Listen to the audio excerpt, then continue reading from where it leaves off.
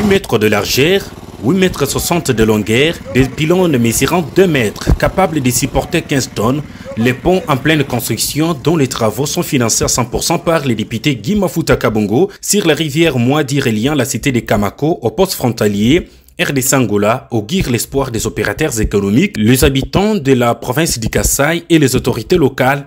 Les travaux avancent à pas de géant et sont évalués à 60% d'exécution. L'entreprise chargée d'exécution estime que d'ici mai 2025, les travaux pourront finir et que les usagers devraient utiliser l'ouvrage en leur guise. Ils sont déjà 6 semaines, précision de l'ingénieur Mustafa, une ressource humaine congolaise. Bon, ezali na longueur ezali na 10 mètres. Okay. Alors largeur ezali na 8 mètres 60. Hauteur ya ba pylône ezali na 2 mètres 50. Bon, poids nango ezali kokumba poids ya 15 tonnes.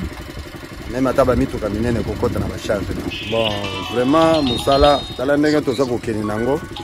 Alors toza d'abord na esengo ndenge tozo sala ngo po na bato mususu bamonaki loko liseke tango to ya ko poser pierre.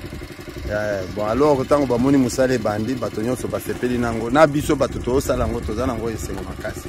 Les autorités locales ne sont pas restées indifférentes face à cet acte qui, selon elles, traduit la bonne volonté de cette élite du peuple d'accompagner le chef de l'État dans le cadre du développement des entités territoriales décentralisées et l'amélioration des conditions de vie des Congolais.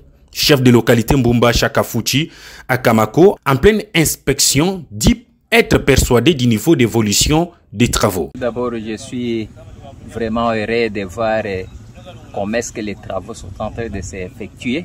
Alors l'évolution, on s'y va bien.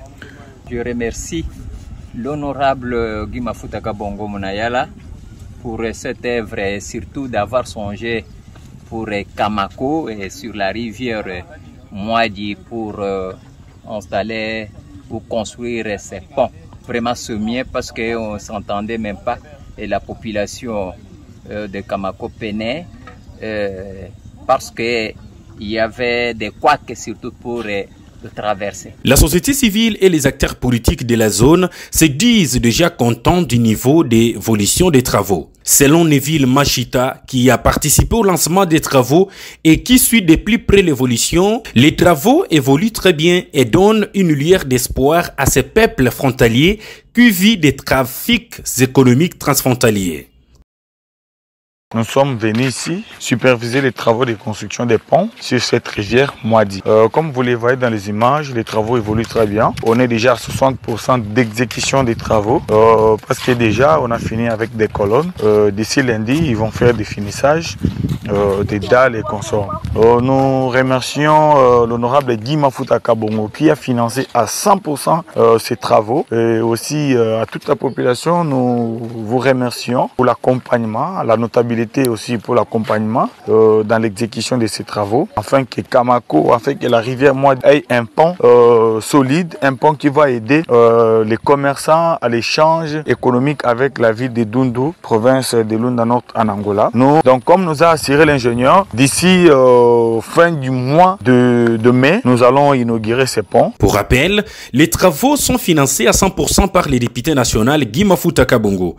Cette élite du territoire de Chikapa consacre la grande partie de ces émoluments pour booster le développement de la province.